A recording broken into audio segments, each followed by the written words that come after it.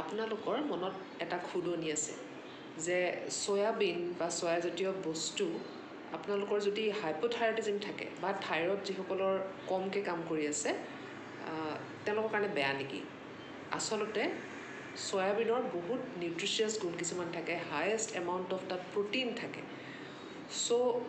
অকল যে আপোনাৰ থাইৰয়ড হৈ আছে বা হাইপোথাইৰয়ড হৈ আছে সেইকাৰণে আপুনি সয়াবিন নাখাব তেনেকুৱা নহয়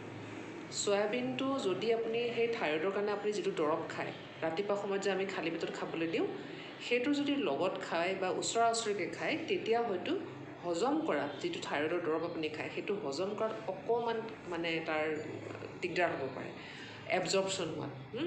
আদাৰৱাইজ একো প্ৰব্লেম নহয় এনেকুৱা নহয় যে আপোনাৰ থাইৰয়ড আছে কাৰণে আপুনি সয়াবিন খাব নালাগে ব্ৰকলি খাব নালাগে কেবেজ খাব নালাগে ফুলকবি বন্ধাকবি এনেকুৱা ধৰণৰ বস্তু খাব নালাগে বুলি যে ভাবে মগু মচুৰ দালি খাব নালাগে নহয় এনেকুৱা একো নহয়